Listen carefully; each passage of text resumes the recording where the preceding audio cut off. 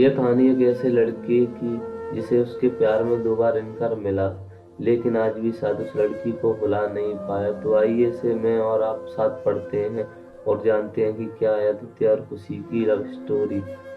आदित्य पढ़ने में एवरेज और लड़कियों के मामले में भी थोड़ा कच्चा था। उसकी मुलाकात 11th स्टैंडर्ड में खुशी से हुई। खुशी पढ़ने में अच्छी अच्छी और अपने फ्यूचर के बारे में सोचने वाली लड़की। धीरे धीरे 11th खत्म होते होते वो अच्छे दोस्त बन गए थे और 12th में आदित्य ने खुशी को अपने प्यार का इजहार कर दिया, लेकिन खुशी ने इनकार करते हुए बड़े प्यार से उसे समझाया कि इससे हम दोनों की जिंदगी खराब हो जाएगी, क्योंकि हम ना ही क्लास में पढ़ाई कर पाएंगे और ना ही घर पर।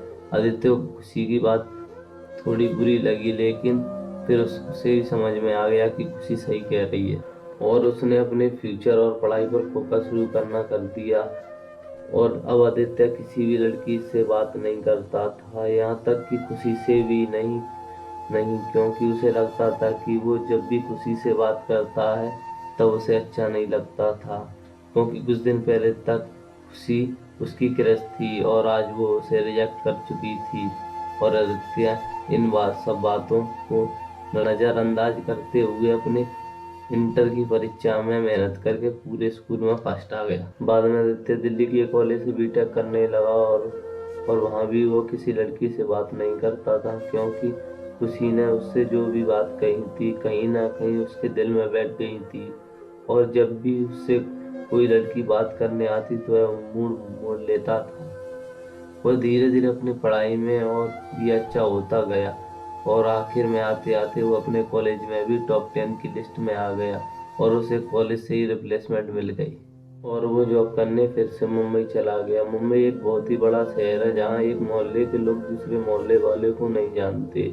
वहीं जब आदित्य ऑफिस गया तो उसे वहाँ खुशी दिखी, लेकिन अब खुशी के लिए उसके दिल में कोई जगह नहीं थी और इसलिए वो हर बार खुशी से चिपका रहता है। इसलिए नहीं क्योंकि वो उससे नाराज था, बल्कि इसलिए कि वो फिर से खुशी की जिंदगी में नहीं आना चाहता। लेकिन वो कहते हैं ना कि भगवान की मर्जी के आगे किसी की नहीं चलती। एक दिन ऑफिस के कैंटीन में खुशी ने आदित्य को देख लिया और उसके पास जाकर उससे बातें करने लगी। आदित्य के पास भी खुशी से बात करने के अलावा और कोई विकल्प नहीं था। दोनों के दिल में पिछले 4 सालों से जो भी दर्द था उन्होंने एक दूसरे को बताया और खूब सारी बातें की। खुशी ने उससे बिछड़ने के बाद अपने सफर के बारे में बताया और आदित्य से उसके बारे में पूछा, जिसके बाद आदित्य को कहीं ना कहीं लगने लगा था कि खुशी गलत नहीं थी और आदित्य को फिर से खुशी से प्यार हो जाता है। कुछ दिन बीतता है और दोनों की दोस्ती और भी गहरी हो जाती है और एक दिन अचानक आदित्य खुशी से बात करते करते अपने प्यार का इजहार कर देता है, लेकिन खुशी फिर इनकार कर देती है। और जब आदित्य उससे इसकी वजह पूछता है तो वह बोलती है कि उसकी शादी तय हो गई है और 1 महीने बाद वह जॉब छोड़ देगी।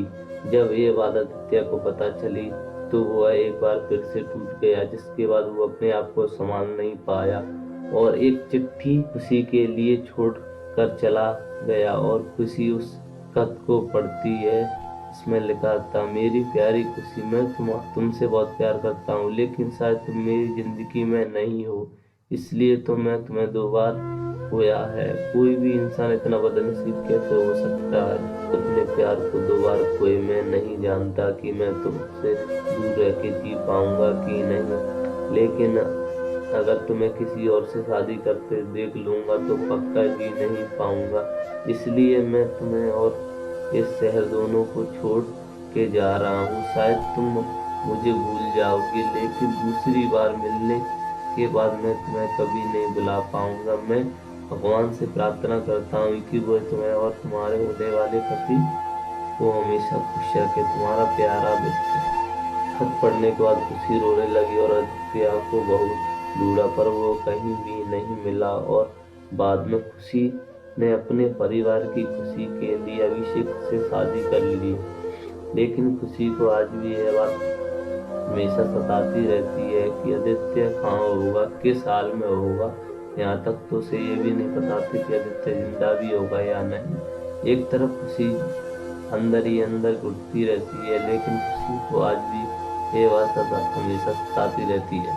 एक तरफ खुशी अंदर ही अंदर घुटती है, लेकिन दूसरी तरफ वह एक परफेक्ट बहू, परफेक्ट पत्नी और परफेक्ट माँ भी है, जिसे उसके परिवार वाले हमेशा प्यार करते हैं और हमेशा करते रहेंगे। मैं ये तो नहीं पता कि खुशी ने 12th स्टैंडर्ड या जॉब टाइम पर आदित्य को ठुकरा के गलत किया या सही, लेकिन आदित्य ने यह साबित कर दिया कि वह खुशी से सच्चा प्यार करता था। और इस बात का एहसास अब खुशी को भी हो चुका था, और इसलिए शायद आज तक खुशी अपने आप को माफ नहीं कर पाई है। मिल जाती है अगर सभी को अपनी मोहब्बत में मंजिल, तो एक ही कारण रातों के अंधेरे में कोई दर्द भरी सारी नहीं लिखता। दोस्तों, कैसी लगी आपको यह कहानी हमें आप अपने कमेंट के माध्यम से बता सकते हैं। साथ ही वीडियो को लाइक करके चैनल को सब्सक्राइब करना ना भूलें। घंटी को दबाकर ऑल पर सेट कर लीजिए ताकि आने वाली वीडियो आपको तुरंत मिले। मुझे दीजिए अगली वीडियो तक की इजाजत, तब तक के लिए।